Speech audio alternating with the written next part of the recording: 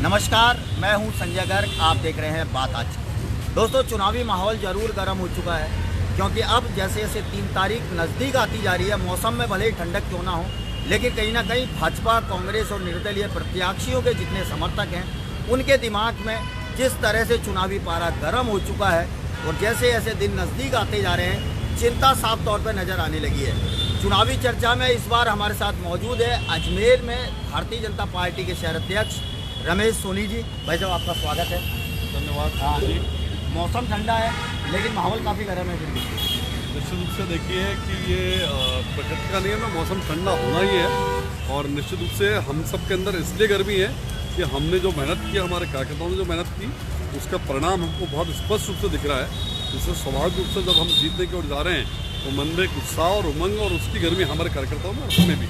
बिल्कुल, कार्यकर्ताओं में गर्मी होना लाजमी भी है। जिस तरह से आप लोग 20 दिन तक लगातार प्रचार में लगे, क्या समीकरण बैठने हैं आप लोगों की नज़र से? देखिए, चूँकि आप कार्यकर्ता हैं बीजेपी के और शहर अध्यक्ष की जिम्मेदारी बहुत है। हालांकि हमें भी पता है आप कहेंगे तो बीजेपी के बारे में, लेकिन जिस तरह से आप लोगों ने चुनाव लड़ा है और पक्ष और विपक्ष दोनों की बात करें, उसको लेकर क्या कहेंगे? देखिए संजय जी, मैं कह सकता हूँ कि निश्चित रूप से हम, जैसा मैंने कहा कि भारतीय जनता पार्टी एक कैडर बेस्ड पार्टी है। और जहाँ आप केवल 20 दिन की बात कर रहे हैं, मैं 20 दिन की बात नहीं करता। भारतीय जनता पार्टी पिछले 5 साल तक लगातार अपने कार्यकर्ता को सक्रिय रखने के लिए, अपने संगठन को मजबूत करने के लिए, जिस प्रकार से हमारे संगठन की रचना में अगर आपने देखा हो, जिले की संरचना, मंडल की संरचना, शक्ति केंद्र की संरचना और उसके बाद बूथ की हमारी समितियाँ और उसके बाद पन्ना प्रमुख तक हम गए, तो ये जो एक बड़ा कैडर हमारे पास जो हमारी संरचना का जो तैयार हुआ, निश्चित रूप से कहीं ना कहीं उसका एक बहुत बड़ा फ़ायदा इस पूरे चुनाव में हमको देखने को मिला कि जहां विपक्षी पार्टियों के पास हमने स्थिति देखी कि टेबल पर बैठने को कार्यकर्ता नहीं थे, फील्ड में कार्यकर्ता वोटर निकालने का नहीं था, वहां पर भारतीय जनता पार्टी का कार्यकर्ता बड़ी मुस्तैदी से अपनी टेबल पर भी था, अपने फील्ड में भी था और वोटर को निकाल कर वोट को मतदान केंद्र तक ले जाने का जो काम किया और भारतीय जनता पार्टी के पक्ष में जो अधिकतम मतदान कार्यकर्ताओं ने कराया, निश्चित रूप से उसके बूते पर मैं कह सकता हूँ पूरे आत्मविश्वास के साथ कि भारतीय जनता पार्टी अजमेर शहर की दोनों सीटों जीतती जा रही है। बिल्कुल रमेश जी, इसमें कोई दो राय नहीं है कि जिस तरह से मैनेजमेंट किया गया था भाजपा ने, बहुत बड़ा मैनेजमेंट था, लेकिन जिस तरह से विपक्ष के अंदर यदि हम एक तरफ कांग्रेस की बात करें, दूसरी तरफ आप ही की पार्टी से बगावत करने वाले ज्ञानचंद सरस्वत की बात करें, क्या लगता है इन दोनों को लेकर? देखिए, मैं आपको सबसे भी बता दूँ कि ये जब राजनीतिक चुनाव होते हैं तो हमने बड़े बड़े उदाहरण देखे, फिर वो चाहे उमा भारती का उदाहरण देखा हो, चाहे हमने घनश्याम तिवारी का उदाहरण देखा, जो लगातार 7-7 बार उस विधानसभा से जीते और उस विधानसभा से जीतने के बाद जिनकी पकड़ नीचे तक मजबूत थी, लेकिन जब वो पार्टी के विमुख होकर के जब उन्होंने बगावत करके भागी होकर चुनाव लड़ा, तो निश्चित रूप से मान के चले कि परिणाम हमारे सामने आए कि 15-16 हज़ार तक वो स्वयं भी वहीं पर सिमट कर रह गए।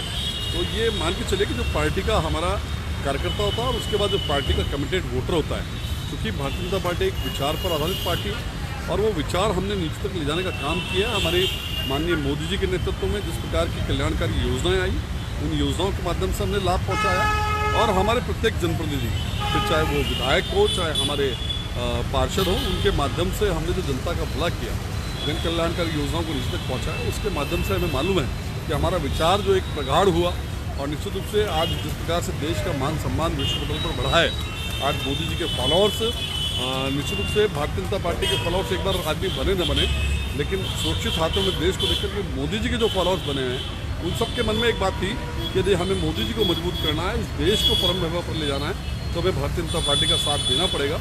और इसी के नाते मैं कह सकता हूँ कि भारतीय जनता पार्टी के पक्ष में अधिकतम मतदान। बिल्कुल, आपकी बात से हम सहमत हैं। राजस्थान के अंदर मोदी की एक अलग लहर देखी गई थी, क्योंकि उनकी एक अपने आप में एक छवि है। लेकिन जहाँ तक हम अजमेर में और अजमेर में उत्तर की बात करें, तो एक परिवर्तन का लोगों ने नारा लगा रखा था। कितना फर्क पड़ेगा इस चुनाव में? देखिए, मैं कह सकता हूँ कि परिवर्तन का नारा जनता में कहीं नहीं था, केवल कुछ आकांक्षी व्यक्ति थे जो चुनाव लड़ना चाहते थे। केवल उनके माध्यम से एक परिभ्रम ये फैलाया गया, चाहे वो सोशल मीडिया के माध्यम से फैलाया गया हो, इससे जनता में कहीं कोई परिवर्तन के नाम की चीज़ नहीं थी। क्योंकि हम सब ने देखा कि जिस प्रकार से हमारे उत्तर क्षेत्र के प्रत्याशी वासुदेव जिन्होंने विधायक रहे और जिस प्रकार से सादगी और सरलता के साथ उनका संवाद और 365 दिन जनता के बीच में आना जाना, सुख दुख, मरण प्रण, मुझे नहीं लगता कि किसी भी पार्टी का कोई ऐसा जनप्रतिनिधि होगा जो शायद प्रत्येक जब अजमेर में हो और जिस दिन वो जितने उठावने हो उन उठावनों में नहीं जाए। तो लगातार उनका जो सतत संपर्क रहा और जो उनका संवाद रहा, और निश्चित रूप से ये देखिए उन्होंने जो 20 साल के अंदर काम कराए। मुझे कई बार जनता कहती है, विपक्षी पार्टी के लोग कहते हैं कि साहब 20 साल में क्या हुआ। मैं कहता हूँ कभी आप आकर के टेबल पर हमसे बात कीजिए, 20 साल में जितने काम हुए, मैं आप अगर हमसे चर्चा करेंगे तो मैं आपको बताऊँगा 20 साल में काम भी बहुत हुआ। और स्वाभाविक है कि जो विधायक फंड आता है, विधायक फंड के नाते वो पैसा पूरा खर्च होता है। फिर 2 बार उनको सरकार में मंत्री बनने का भी सौभाग्य मिला, तो उसके नाते भी जो है उन्होंने काफ़ी, चाहे वो शिक्षा मंत्री रहते हुए जिस प्रकार के नवाचार शिक्षा क्षेत्र में किए हों, चाहे शिक्षा पद्धति को जिस प्रकार से मॉडिफाइड किया हो, चाहे हमारे जो कर्मचारी, शिक्षक कर्मचारी थे उनके ट्रांसफर्स की पॉलिसी को लागू किया हो, तो हर वर्ग उसके कार्यकाल में बहुत प्रभावित रहा और बहुत लोक कल्याणकारी काम उन्होंने किए।